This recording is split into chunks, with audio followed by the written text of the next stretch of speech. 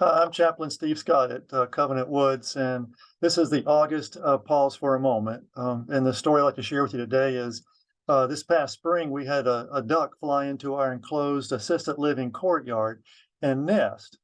The duck tucked under one of our azaleas, and after making her nest, laid her eggs and eventually hatched 9 ducklings, which presented a problem. Even though mother duck could fly in and out, her ducklings could not. And we realized that if something wasn't done fairly soon, if the ducklings did not vacate the inner courtyard, they would die. So a Covenant Woods informal duckling task committee was quickly formed, and several ideas were entertained. We could feed the ducks, but if we did that, the ducklings may become dependent on Covenant Woods and thus make their transition into the wild difficult. We could simply round up the ducklings and place them in a box and put them beside the lake somewhere in the hopes that mother duck would find them and take it from there, but that was somewhat risky for other wildlife in the area. And so eventually, and also if we touch the ducklings or place them in some unfamiliar place, the mother duck may never find them. So finally, this informal committee came up with a plan. They slowly coaxed the mother duck to the doors that led into the hallway, into the building to the other side of the hallway where the doors were open, and mother duck was herded from one door to the next while the baby chicks followed. After this, facilities herded the mother and ducklings toward the lake on the back of our property where mother duck simply took over.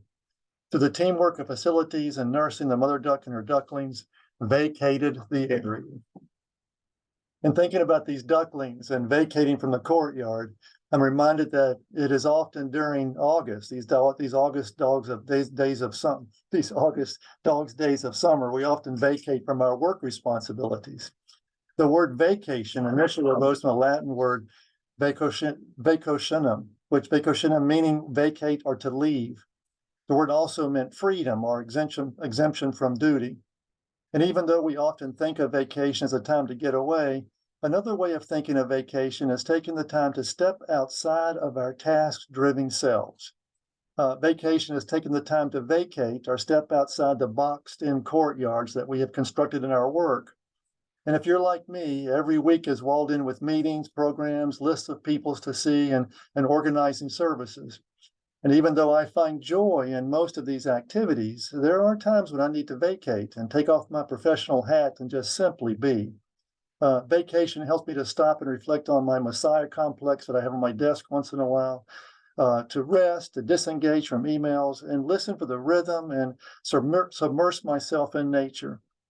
When I vacate from work, my senses shift to listening to my spiritual needs and deepening an understanding of the work I do.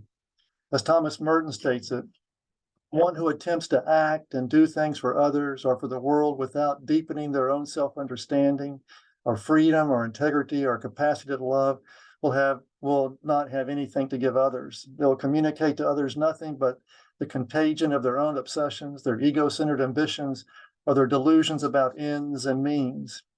When I vacate, I'm able to celebrate with the psalmist, "O Lord, how manifold are your works, and wisdom you've made them all. The earth is full of your creation."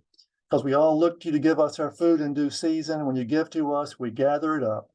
When you open up your hand, we are filled with good things.